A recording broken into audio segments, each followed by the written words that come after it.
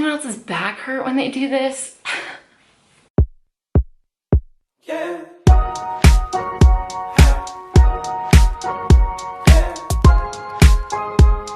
Hi guys, welcome back to my channel. If you're new here, my name is Reagan and this is my channel, Ray Reads, and today I'm going to be talking about my September wrap-up. Okay, so in the month of September, I read 12 books, and if you guys remember my wrap-up from August, I only read 6 books in August. So I was actually able to double my reading in the month of September, and that is all thanks to Mara from Mara Reads and Jess from Books Past Bedtime. I will leave both of their channels down below with the specific video that helped me. They both came out with a video on how to read more in your everyday life, and it was perfect. It was exquisite. Obviously it worked because I doubled my reading, and in the month of August it was still summer basically until like the last week of August for me. So I actually read more in the month of September while I was in school and working than I did in August when it was summer. So it's kind of crazy, but it actually did work. So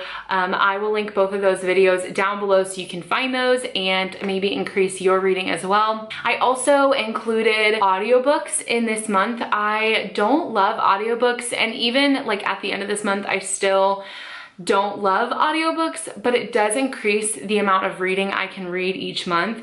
And so I am going to continue reading audiobooks just because I get to read more when I do listen, but it still isn't my favorite. I'm a very visual and tactile learner, so reading books that I can hold in my hand or like just read like the pages with my own eyes, like I take that in better, and I tend to like enjoy the story more when I get to read it like a physical copy or even just on a Kindle. So that is all the information I wanted to say going into this.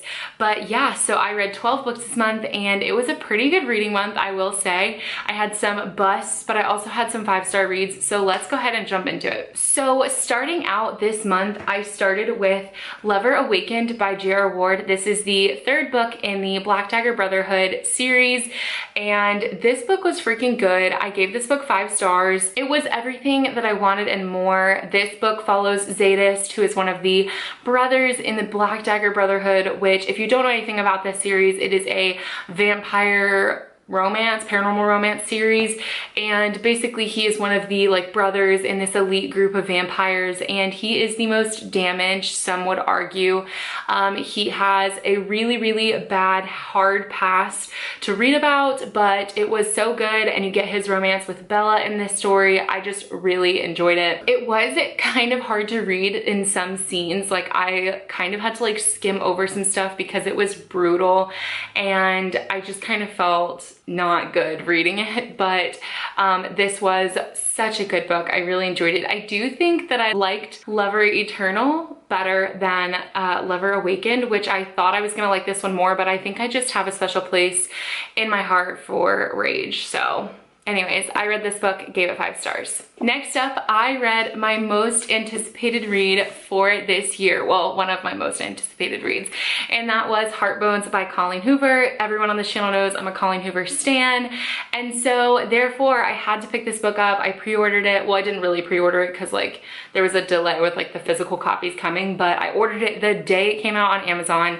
So I read this. I actually vlogged my whole experience, which I will link above in the cards and down below. This book was okay. I gave this book 4 stars, which is not great for a Colleen Hoover book for me. I typically give almost all of her books 5 stars, but I gave this one 4 stars because I felt it was lacking just a little bit. This book is about a girl named Bea who comes from a horrible home and a horrible home life, and she moves in with her father and her stepmother and stepsister because her mother passes away at the very beginning, and basically she meets a guy and falls in love with him, and that's basically how all of the synopsises are for her books. But I can't go into anything more really because it would be a spoiler, but basically she comes from nothing, and the guy that she meets comes from like really rich family and like homes, and they're just two different kinds of people, but they just connect and they just click, and it's basically their love story. So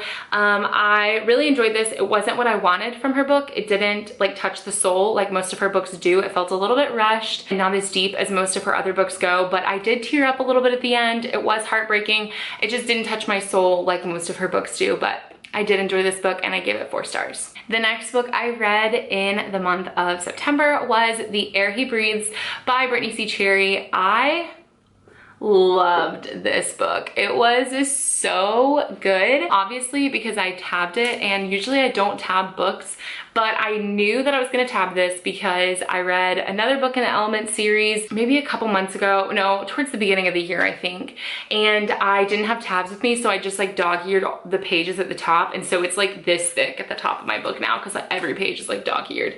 But this book was so good. This book follows, so her name is Elizabeth, and basically she meets this guy Tristan at the beginning of the book, and everyone says that he's like a total douchebag. He's mean, he's crotchety, he's old, he's not old, sorry. He's just like rude and he's just a jerk. And so people are like, stay away from him. He has a bad past. And basically they just find solstice in each other because they both experienced something so heartbreaking at the beginning of the book.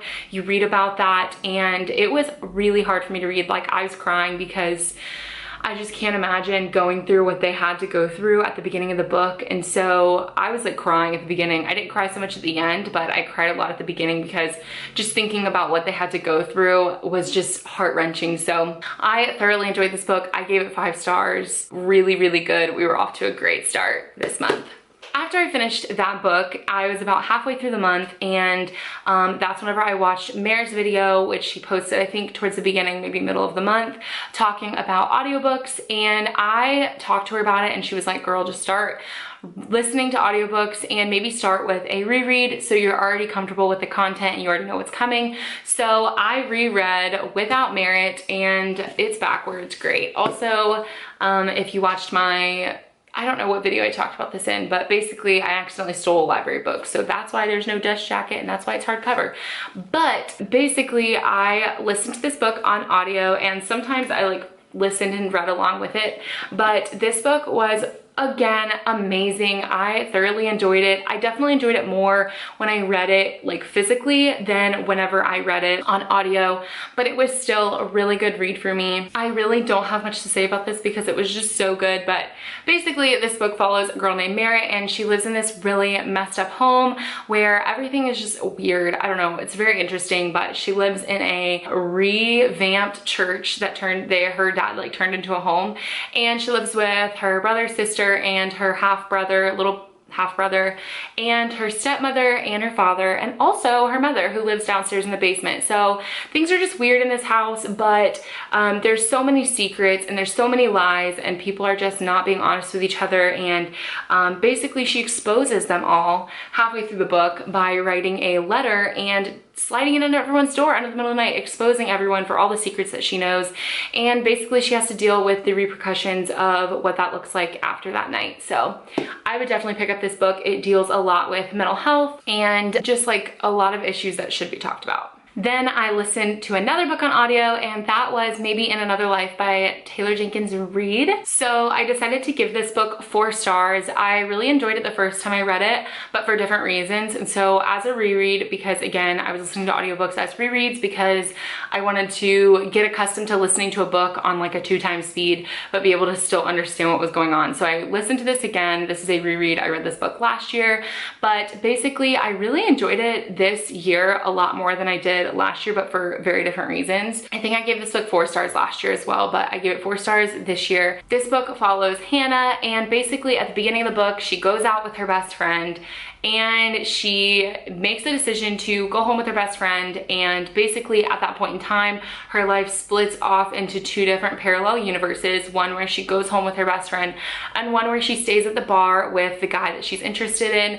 And basically very crazy differences happen in both of these worlds, but it is very interesting the end, how everything is eerily similar, but not at the same time. So it's very crazy, but I love the discussion of every choice you make has a consequence or can alter the course of your life very differently than if you chose another option or made a different decision. So I really enjoyed this book. I actually enjoyed it this year more for the friendship aspect between Hannah and her best friend Gabby. There is so many scenes between Hannah and Gabby that just literally melt my heart, and they're such good friends to each other, and I just like really adored that. I loved that aspect of the book, the way that they support each other no matter what through any kind of circumstances, and that was honestly my favorite part of the book. It wasn't even the other romances that were occurring during the book. It was literally about her friendship with Gabby that just like melted my freaking heart. So I enjoyed this book. I gave it 4 stars. You should pick it up. Next up, I picked up a book for a secret TBR video, and I didn't finish all of the books before the end of this month, so I'm just going to go ahead and tell you the video that you can await coming up. Basically, I picked up 3 historical romance books for the first time. I am making a video where I read historical romances for the first time ever. So I picked up, for starters, Castles by Julie Garwood. I'm not going to go into depth about what these books are about or what I thought about them, and you can just wait to see that in the reading vlog for this, but I gave this book 2 stars and DNF'd it. And I usually don't rate books that I DNF, but I rated this one, and you'll just see why. Next up, I listened to Real Men Knit by Kwana Jackson on audio, and I gave this book 3 stars. I kind of enjoyed it. It was okay. I don't really remember. Let me go see what I wrote on my Goodreads review. Also, mini plug, if you're not following me on Goodreads or if you're not my friend on Goodreads, click the link down below and become friends with me, because I want to see what you're reading and I want you to see what I'm reading and what I'm reviewing, so it'll just be a win-win. Okay, yeah, so I gave this book 3 stars. Had a little bit of issues with it. There's a fly, a gnat. Why is there a gnat in here? I had a little bit of issues with this book. Basically, I felt like it was trying to be a romance, but it just wasn't, and I just wasn't believing it in my heart. I didn't feel the romance, and then by 80%, when these characters finally come together, she was like super brazen and like super like bold with her moves, and I was like, girl, you haven't been like this the whole book, and now you're popping out here like I didn't get it. I just didn't see that. It felt very out of character for the main character, whose name I don't even remember. But yeah, it just didn't hit the nail on the head for me. I just didn't love it. I gave it 3 stars. It wasn't bad. It just wasn't like good. You know what I mean? It was just kind of boring. So I finished it, but I gave it 3 stars. Then I picked up another book for that historical romance video, and that is Wicked and the Wallflower by Sarah McLean. I gave this book 4 stars, I believe. So yeah, I give 4 stars. Not gonna talk about much about this book at all, because you're just gonna see in the historical romance video that's gonna be coming up God knows when, so yeah. Then I read The Turn of the Key by Ruth Ware. This was for my book club that I started with my very best friend on BookTube, and that is Kara from Books with Kara. And we picked this book for our book club, which if you don't know about our book club, it is called Prose Before Bros, and I will have everything you need to know linked down below. Please join our Discord. We are going to be discussing our next month's book in that, and talking about how we're feeling while we read it, and then we'll do the live show on Kara's channel this month at the end of October. But yeah, so we both read The Turn of the Key by Ruth Ware. I gave this book 4 stars. I considered changing my rating to a 3 or 3.5, but I left it at 4 because I really enjoyed it. It was a good read. There were some things that I didn't love and things that were a little problematic, but I had a very enjoyable experience. I couldn't put it down. It was very eerie. It was creepy. I was all down for that. So yeah, I gave this book 4 stars. Also, if you don't, I'm so bad at YouTube. Like why am I here? If you don't know what this book is about, it follows Rowan, who is a woman who basically accepts a job as a nanny for this family in Scotland. And as she shows up for this house, things just start getting weird. start getting freaky. Things just start getting weird. And so she's like, what am I doing? And then that's kind of just where the book keeps going. So yeah, also the tragedy of my life, if you didn't hear about this yet, I picked up a Reader's Digest book, which has like 4 other books in it, like 4 different titles, one of them being The Turn of the Key. So I started reading it in here, got about 90 pages into it, but I realized, oh, it stops at page 145. And I was like, oh, well, I'll just like find it online or something when I get to page 145. Little did I know this was a condensed version of the book, so I was already like 60% of the way through the book, and I hadn't really read the real book. So I had to go back and kind of try to reread, which was just confusing and stupid. So I'm kind of pissed at this book right now, because she just led me astray, and she just led me to believe that I was actually reading the right book, but I wasn't. So anyways, back to The Turn of the Key. Gave this book 4 stars. Loved the experience. You should pick it up. Then I listened to Get a Life, Chloe Brown by Talia Hibbert on audio, and I'm word vomiting right now. I loved this book, okay? Loved this book. One of my new favorite book boyfriends, Redford Morgan. I mean, amazing. An amazing man, an amazing specimen.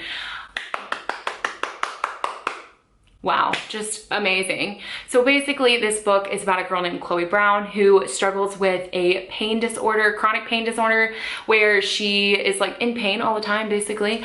And she realizes that she has not been living her life to the fullest, because she almost dies at the beginning of the book, and her life just like flashes before her eyes, and she's like, wow, I lead a boring life and I need to get my life together. So she comes up with a list to get a life. And basically after moving out of her family home, she meets the like landlord, not the landlord, but like the guy who like repairs things at an apartment. But basically she meets him, and his name's Redford Morgan, and he's like, I'll help you complete your list, because he's like a bad boy, you know?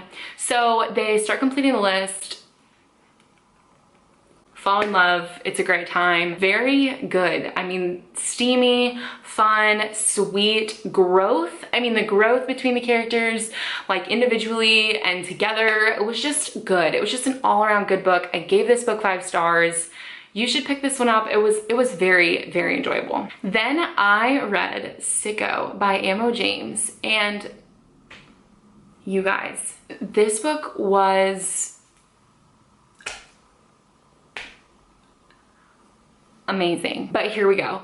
It was so dark, okay? If you have not read a dark romance, do not pick this up. You will hate it. You will think it is problematic, which it is, but you will hate it. You will detest it. This was probably the darkest romance I've ever read, and I've read quite a few dark romances, but this book was so good, you guys. It was so good. I loved it, okay? It is an MC romance, which we love a good MC romance. It was just, okay, so let me tell you what this book is about. It is about a girl, and why is her name slipping my head? I just finished this book yesterday. Basically, this book follows a girl named Jade, and she was dropped on the doorstep of this family when she was a baby. So she has an adoptive mom and adoptive dad because they adopted her, and then an adoptive brother, or like foster brother, I don't know. She calls him foster brother in the summary, but basically they adopt her, and she grows up with him, and she starts feeling things for him at like age 15, 16. And so he ends up moving away when he's like 18 and she's like 15, and he leaves and doesn't talk to her, just like leaves in the middle of the night, doesn't come home. He's missing for like 4 years, but like not necessarily missing because they know he ran away, but like he's just gone. So 4 years later, she's going to college, and basically he comes home and sees her, and then he helps her move into her college dorm, but she hates him now because like he left her. So basically he has joined a motorcycle club, and he's really bad now, and love it. Okay. So it just gets downhill from there. The thing with Amo Jones's books is that you don't know where they're going. You think you might, but you don't. I actually predicted 2 things, but I think that's just because I was just with Amo Jones. Like we were like telepathic right then and there, but you don't know where the book is going. It takes different directions. You're like, wait, what? So it was really good, phenomenal, but very dark. Do not listen to what I'm saying and take this very heavily. It is very dark. And if you have never read a dark romance, or anything slightly dark, do not pick this book up. I really would not recommend it to you. It's dark, so just go into that knowing it's very twisted, it's very sick. There's just scenes in here that are messed up. So go into that knowing that I just said all that, but it was 5 stars. I loved it. It was so good. I read it in like one day. So thoroughly enjoyed this book. And then finally, my 12th book of the month was A Cuban Girl's Guide to Tea and Tomorrow. The author sent me this book for an honest review and for me to read it. And I was really excited because I don't think I've ever read a book with a Cuban protagonist. So I was really excited to kind of like jump back into that world. And so there are things that I loved about this book and things I didn't necessarily enjoy. So basically this book follows a girl named Lila who her parents like force her to move to England to stay with her like aunt, I think, her aunt and uncle, because she's just having a hard time in Miami. Like things aren't going great for her. So she ends up being asked to go to, well, not really asked, her parents like force her to go to England and live with her aunt. And she meets this guy named Orion and all of his friends, and she kind of starts to fall in love with the culture in England and just the people. I DNF'd this book at 60%. I lost complete interest. I read about 45%, and then once I got to that point, I started to really slow down. It took me about 2 weeks to read 15% of the book to get to 60%, and I was like, I can't do this anymore. So I DNF'd it. It wasn't necessarily that it was bad, but it wasn't good either. And I just couldn't force myself to read it because I didn't want to give it like a bad rating because I forced myself to read it. So I don't have a rating for this book. I just DNF'd it.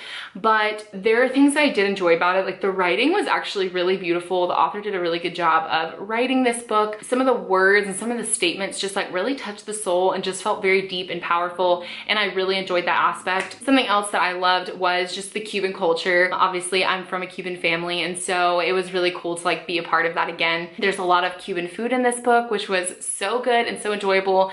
Really made me want a Cuban sandwich.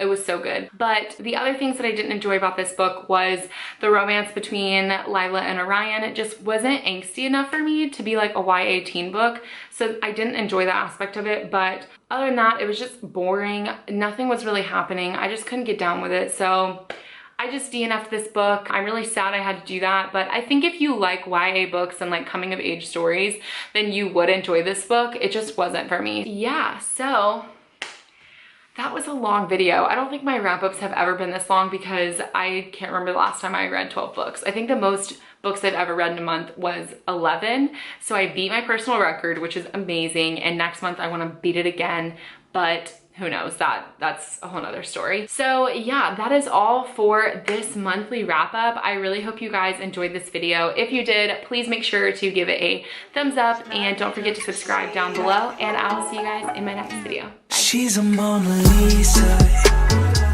Everyone's lining up to see her. There must be something bad.